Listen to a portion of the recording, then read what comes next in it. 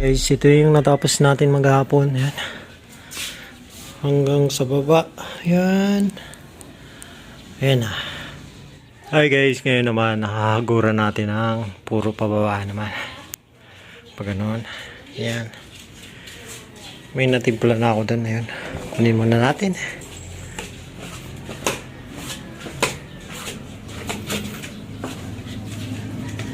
Ayan.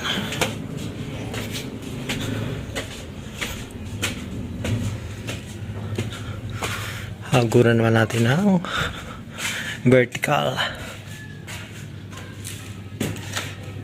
Try muna natin yung brush para kita nyo medyo may itim-itim pa. Haguran natin pababa. So tara.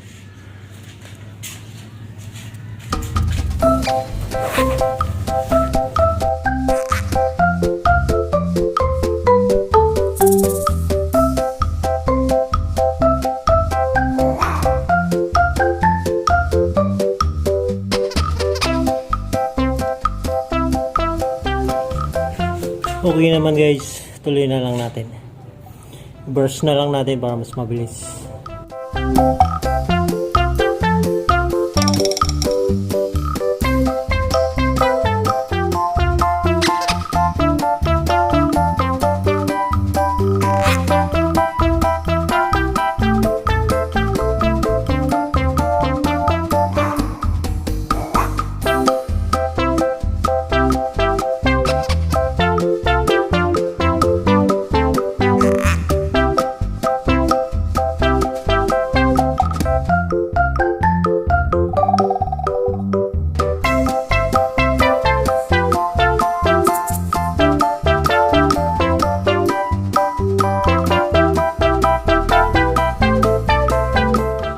Ayan guys, tapos na agad natin dyan.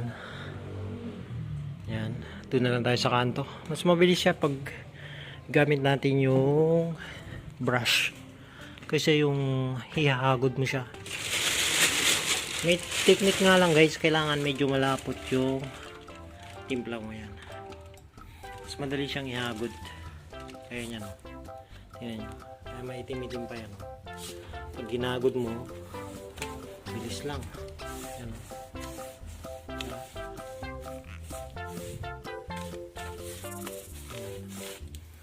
Ganun, same result din lang naman guys.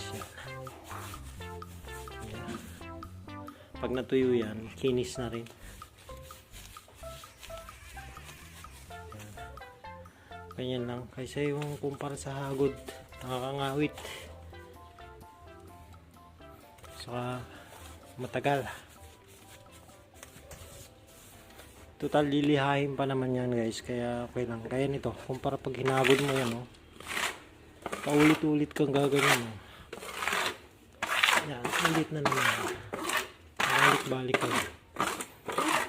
Tapos ganun pa rin, daming butas-butas. Kaya para sa akin mas okay itong ganito. Yan, gamitan mo na lang ng brush, mas mabilis pa. Yan, ayan yan. Ito yan, di ba? Yan.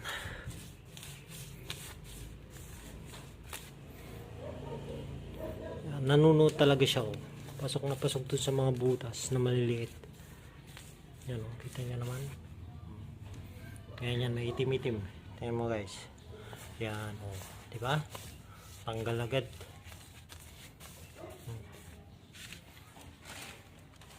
Lalo pag natuyo pa yan, mas magandang tingnan. Yan lang guys. Tapusin ko lang tong gilid. Tapos sa baba naman ako gagawa. Ito. Meron pa dito.